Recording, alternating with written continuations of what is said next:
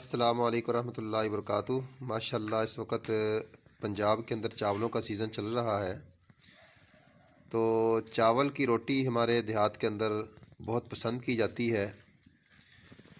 تو سب سے پہلے ہم نے چاولوں کو پیسنے کے بعد پھر اس کے بعد ہم نے اس کو پانی کے اندر ڈالنا ہے، تو اس انداز سے اس کو پتلا کرنا ہے کہ اس کی یہ دھار بن جائے۔ یہ دیکھیں،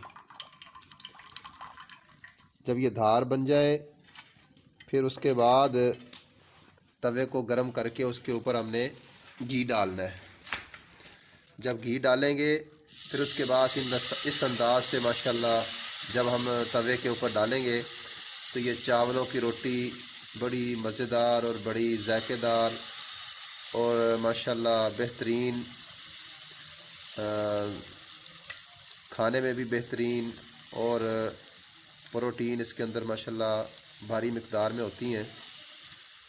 تو آپ اس انداز سے اس کو بنائیں اور اس کا لطف اٹھائیں۔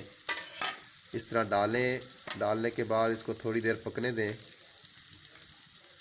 جب اس کو پکا لیں ایک سائیڈ پر، پھر تھوڑی دیر کے بعد ہم اس کا جو ہے نا وہ سائیڈ چینج کریں گے، اس کی سائیڈ چینج کریں گے۔ یہ دیکھیں اس انداز سے ماشاءاللہ یہ دیہات کے لوگ اس کو بڑے شوق سے بناتے ہیں اور کھاتے ہیں۔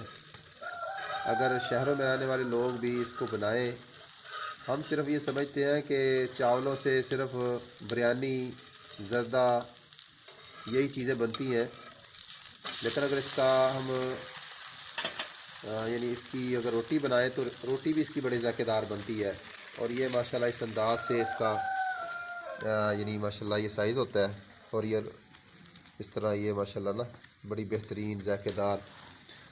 تو فبأي آلاء ربكما تكذبان، اللہ کی نعمتوں کو ہم کس نعمت کو جھٹلائیں گے۔ اللہ نے جو بھی چیز بنائی ہے انسان کے فائدے کے لیے بنائی ہے، تو ذائقہ اللہ تعالیٰ نے ہماری زبان کے اندر رکھا ہے، تو اس کو مختلف چیزوں کے ساتھ اگر ہم اپنی زبان کے کھانا اس کو کھائیں تو انشاءاللہ مختلف چیزیں کھائیں گے، ایک تو ہماری صحت ٹھیک رہے گی، اور دوسرا ہم جو ہے نا وہ ذائقہ جو ہے وہ اس کو محسوس کرتے رہیں گے، اور کھانا کھانے کے بعد اللہ کا ہم شکر ادا کریں۔